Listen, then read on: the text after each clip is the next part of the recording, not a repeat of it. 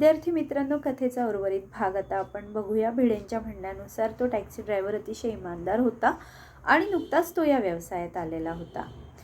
तर लगेच विचारलं जातं, म्हणजे भिडे लगेच विचारतात, तुम्ही आमच्या पाठोपाठ आता कसे काय आलात?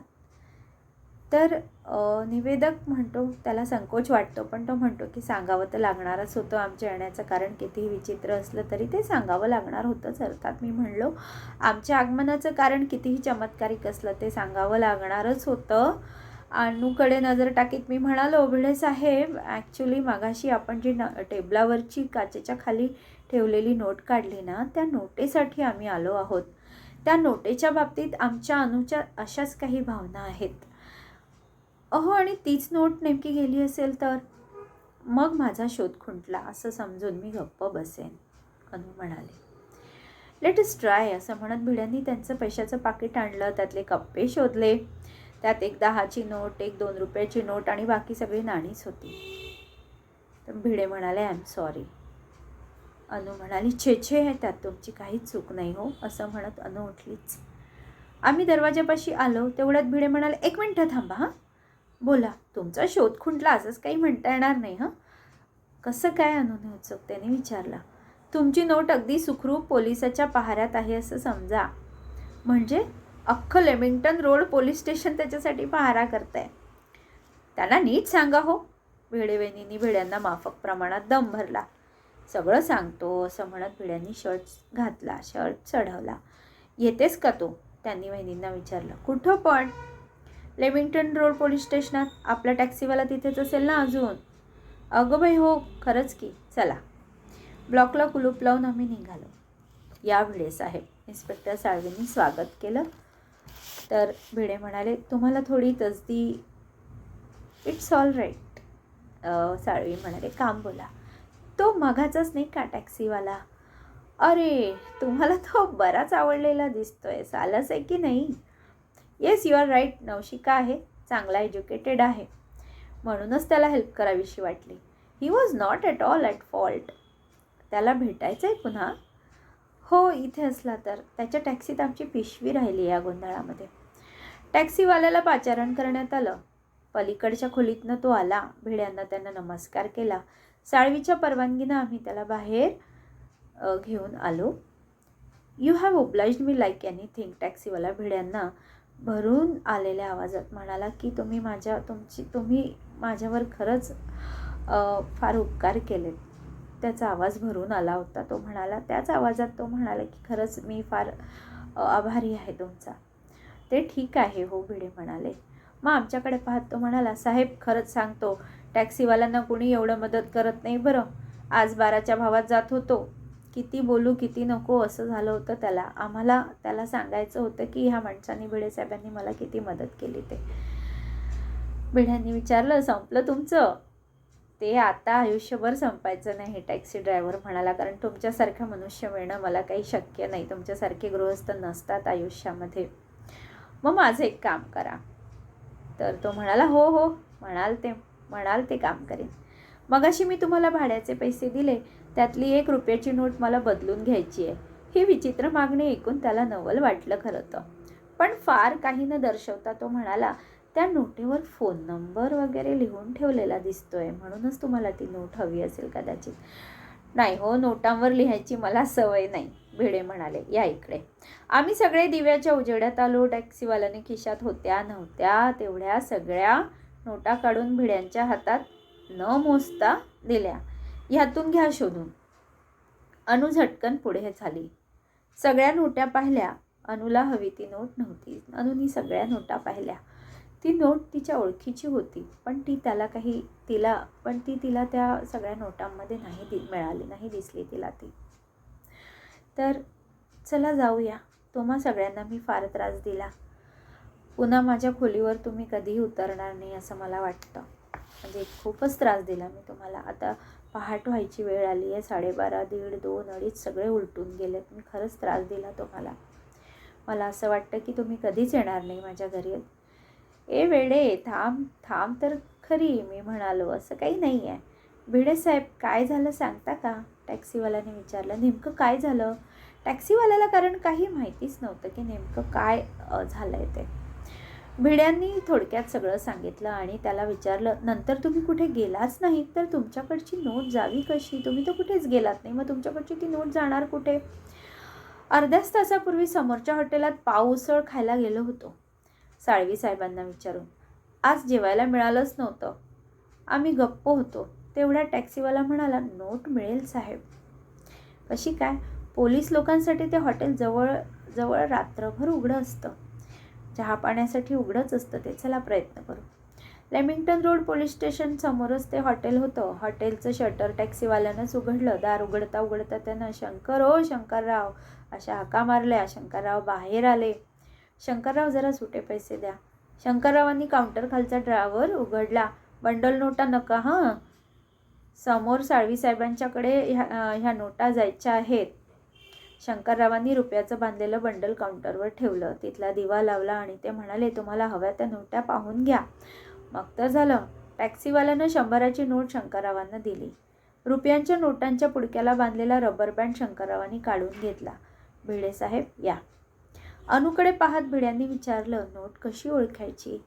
त्याच्यावर लाल अक्षरात बॉलपेननं सुनीता असं नाव लिहिलेलं आहे, ती म्हणाली. त्याच्यावर मग ती नोट मिळाली. मग शंकररावांचे आभार मानित आम्ही रस्त्यावर आलो. अनु, आता धीर धरणं अशक्य आहे. ह्या नोटेचा इतिहास तू आम्हाला सांगायलाच हवा. काय आहे या नोटेमध्ये एवढं? आजचा दिवस निराळाच. मुंबईत रात्री 2-2:30 वाजता दुकानाच्या पायरीवर बसून असं काही ऐकण्याचा योग आमच्या आयुष्यात येणार आहे यावर मीही विश्वास ठेवला नसता, निवेदक म्हणतोय. आम्ही फुटपाथवर आलो. शंकररावांनी शटर बंद करून घेतलं होतं. हॉटेलच्या मार्बलच्या पायऱ्यांवर रात्री 2:30 वाजता मी, मुक्ता, भिडे पती पत्नी, तो टॅक्सीवाला आणि अनु असे बसलो. रस्त्यावरच्या दिव्याचा प्रकाश सगळ्यांच्या अंगावर पडला होता. अशा वातावरणात भरून आलेल्या आवाजात अनुनी हकीकत सांगायला प्रारंभ केला. तिला भरून आलं होतं आणि त्या भरून आलेल्या आवाजात, गहिवरल्या आवाजात तिने सांगायला सुरुवात केली. नर्स म्हणून मी 5 वर्ष हॉस्पिटलमध्ये काम करते आहे. 1-1.5 महिन्यापूर्वीची कथा. लहान मुलांच्या वॉर्डमध्ये माझी ड्युटी होती. तिथं मला खरं तर उभं राहवत नाही, पण ड्युटी आली की टाळता येत नाही अर्थातच. एके दिवशी सकाळी एक 8-9 वर्षाची मुलगी ॲडमिट करावी लागली. तिची आशा सगळ्यांनी सोडलेली होती. मुलीबरोबर तिची आई, मावशी, बिल्डिंगमधल्या 10-12 बायकांचा घोळका होता. त्या सगळ्यांना मी बाहेरच्या बाहेर थोपवलं. मग भराभरा आमच्या हालचाली सुरू झाल्या सगळ्या. पायाला हाताला नळ्या लागल्या. ब्लड ट्रान्सफ्युजन, सलाईन, ह्याशिवाय ऑक्सिजन पण दिला. हे सगळं अर्थात नातेवाईकांच्या समाधानासाठी आणि नशिबाचा 1% असतो त्याच्यासाठी. ऑक्सिजनचा मास्क, ब्लड ट्रान्सफ्युजन आणि सगळीकडे नळ्या, सलाईन हे सगळं लावण्यात आलं तिला. पण हे सगळं समाधानासाठी होतं आणि 1% नशिबाचा भाग असतो त्याच्यासाठी होतं. पोरगी नक्षत्रासारखी होती. तिच्यासाठी माझीही एकीकडे प्रार्थना चालू होती की देवा हिला जीवनदान देऊन दे. ती पोरगी मधून मधून डोळे उघडायची आणि क्षीण आवाजात सांगायची, ह्या नळ्या काढा. तिला त्या नळ्यांचा त्रास होत होता. नाकातून नळ्या, घशातनं कदाचित नळ्या, ऑक्सिजनचा मास्क असा घट्ट इथे बांधलेला, तिला त्याचा त्रास होत होता. त्यामुळे मध्येच ती डोळे उघडायची आणि म्हणायची, ह्या नळ्या काढा. तर हे असं दिवसभर हे चाललं होतं. तिच्या यातना बघवत नव्हत्या. ह्या नळ्या काढा म्हणून तिचा जप चालला. 3-4 तास काढेल. मग मी विचारलं, असंच जर असेल तर शेवटचे काही तास तिला सुखानं तरी जगू दे ना. डॉक्टरच्या म्हणण्यानुसार ती फक्त 3-4 तासच राहणार होती. मग जर ती 3-4 तासच जगणार असेल तर तिच्या नळ्या आपण काढायच्या का? कमीत कमी शेवटचे 3-4 तास तरी तिला सुखानं जगू देऊ आपण. तिच्या नळ्या काढते मी सगळ्या. डॉक्टर म्हणाले, फक्त ऑक्सिजनची ठेवा. ऑक्सिजनची राहू दे. डॉक्टर म्हणले. मी एक नळी काढून टाकली. तिनं डोळे उघडले. क्षीण पण लागवी आवाजात, अगदी क्षीण आवाज झाला होता पण लाडीक आवाजात थोड्याशा ती म्हणाली, ताई थँक्यू. मी तिला म्हणाले, बेटा लवकर बरं व्हायचं हं. ही एवढी नळी मात्र काढायची नाही हं. मी उद्या भेटेन, तुझ्यासाठी गंमत आणीन. तिनं मान हलवली.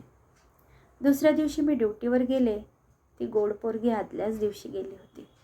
त्यानंतर 15 दिवसांनी त्या मुलीची आई माझा शोध घेत पुन्हा हॉस्पिटलमध्ये आली. तिनं मला एका बाजूला नेलं. हातात एक पाकीट तिने माझ्या ठेवलं. आता अर्थात त्या पाकिटात नेमकं काय असावं? त्यात 25 रुपये होते. हे काय? मी विचारलं. ती बाई म्हणाली, तुम्ही आमच्याशी खऱ्या सिस्टरप्रमाणे वागलात, खऱ्या बहिणीप्रमाणे वागलात आपण माझ्याशी. ही माझी आठवण. मी म्हणाले, सिस्टरप्रमाणे वागले असं म्हणता, तुम्ही मला बहीण म्हणताय. मग मला सांगा, तुमच्या सख्ख्या बहिणीला तुम्ही असे पैसे दिले असते का? तिची मी खूप समजूत घातली. इथल्या धर्मदाय पेटीत ते पैसे टाका असं सांगितलं. मग ती म्हणाली, कमीत कमी ही 1 रुपयाची नोट तरी ठेवायला हवी. तुम्ही बाकीचे मी पेटीत टाकते, पण 1 रुपयाची नोट तरी तुम्ही ठेवा. तुमच्या भाचीनं, माझ्या सुनीताने दिली आहे ती. तुमच्या भाचीनं म्हणजे माझ्या मुलीने, जिचा जीव गेला त्या चिमुकल्या माझ्या छोट्याशा मुलीने ती तुमच्यासाठी दिली आहे. तुम्ही त्या दिवशी नळ्या काढल्यात. तुम्ही गेल्यावरती मला म्हणाली, ही नर्सताई चांगली आहे ग आई, तिनं हातापायातल्या सुया काढल्या. मी आता झोपते. माझ्या उशीखालचा खाऊचा रुपया त्या ताईला दे. ती रुपयाची जी नोट होती तिच्या उशीखाली ठेवलेली होती. तो रुपया माझ्या खाऊचा तिला दे असं ती म्हणली. पोरगी एवढं बोलली. तिने डोळे मिटले आणि मिटले ते मिटलेच. मग ती जागीच झाली नाही. एवढं सांगून माझ्या गळ्यात हात टाकून ती कोसळलीच. पुन्हा भळा भळा भळा भळा रडायला लागली. तिची समजूत घालणं माझ्या शक्तीबाहेरचं होतं. हकीकत सांगताना अनुचा आवाज भरून आला. थोडा वेळ थांबून रुमालानं डोळ्याच्या कडा टिपत म्हणाली, हीच ती नोट आहे ॲक्च्युली. आम्ही सुन्न बसून होतो. सगळीकडे शांत होतं. आणि मग तितक्यातच संथ स्वरात टॅक्सीवाला म्हणाला, ताई, असं पेशंटमध्ये मन गुंतून चालणार नाही. माणूस भूतकाळात अडकला की संपलं. मग भविष्यकाळ पण खराब होतो.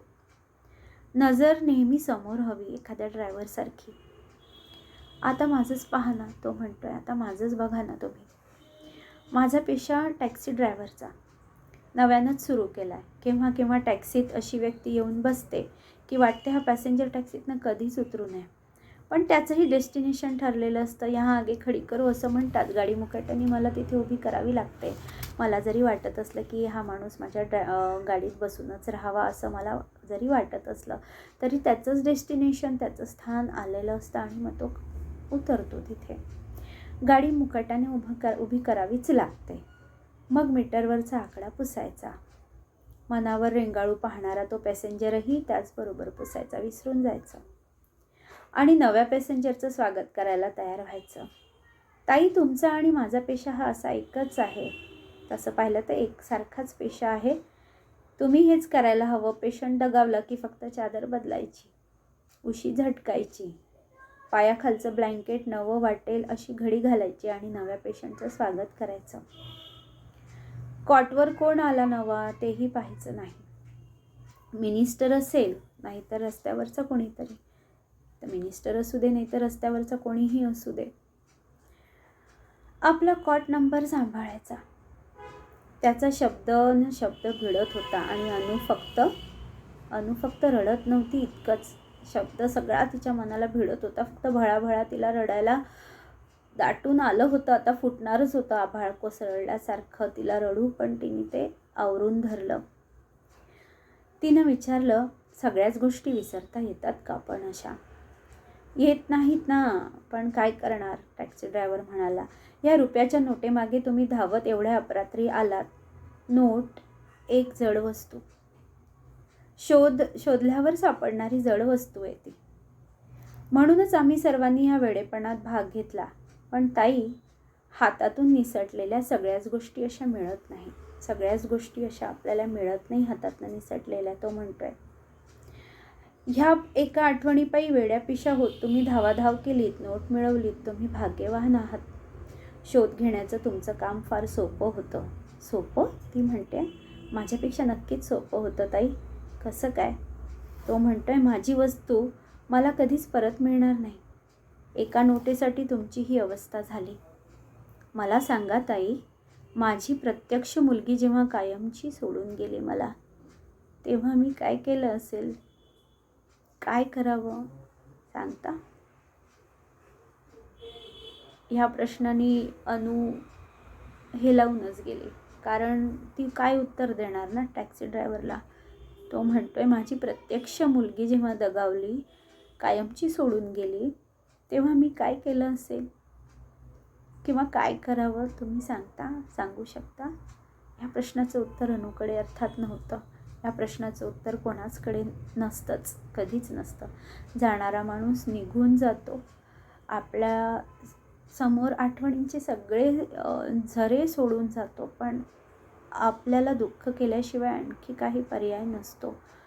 पण ड्रायव्हर जे म्हणतोय ते बरोबर आहे की आपल्याला भविष्याकडे बघायचं आहे, तर ह्या आठवणी पुसणं आवश्यक असतं. तर या कथेमध्ये आपण बघितलं की शोध हे शीर्षक जेव्हा आपण वाचलं त्याच क्षणी आपल्याला लक्षात येतं, आपल्या मनात कौतूहल आणि जिज्ञासा निर्माण होते की हा कसला शोध लेखक लावणार आहे, कसल्या व्यक्तिरेखा उभ्या केलेल्या आहेत. प्रसंग पहिला जेव्हा आपल्या समोर येतो तेव्हा आपल्याला लक्षात येतं काय हे 1 रुपयाच्या नोटेसाठी काहीतरी क्षुल्लक भांडण सुरू असेल त्या मुलामुलींचं. पण कथा अशा प्रकारे वेध घेईल याची कल्पना पण, म्हणजे अशा प्रकारे कलाटणी घेईल अशी कल्पना पण आपल्या मनात येत नाही. तर हे तंत्र प्रत्येक लेखकाच्या शैलीनुसार असं ओघवतं, बदलत जातं.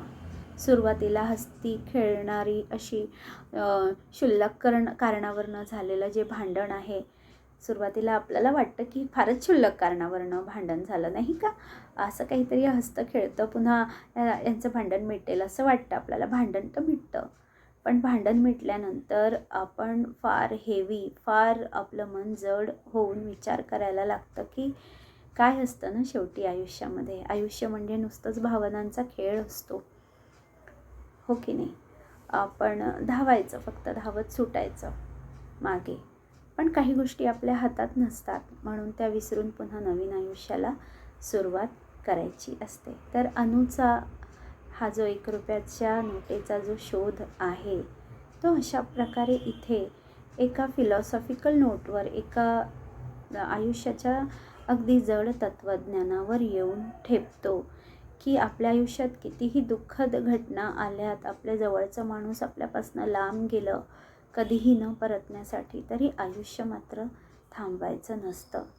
त्यांच्या आठवणीत जगतो आपण, नाही असं नाही, पण परत आपल्याला भूतकाळ विसरून आपल्याला वर्तमान काळामध्ये परत यायचं असतं. तर ही कथा इथेच संपते आहे. तर ही एक सुसंस्कार करणारी सुद्धा कथा आहे, हे तुमच्या लक्षात येईल की नर्सचा जो पेशा असतो, त्यांचा जो व्यवसाय असतो, हा किती म्हणजे लोकांचा सेवाभाव जपणारा असतो. आपण एक कथेचे एक वैशिष्ट्य म्हणून, घटक म्हणून सुद्धा आपण एक पाहिलं आहे की कथा ही सुसंस्कार करणारी असते आणि ह्या प्रकारच्या कथा खरंच सुसंस्कार करणाऱ्या असतातच.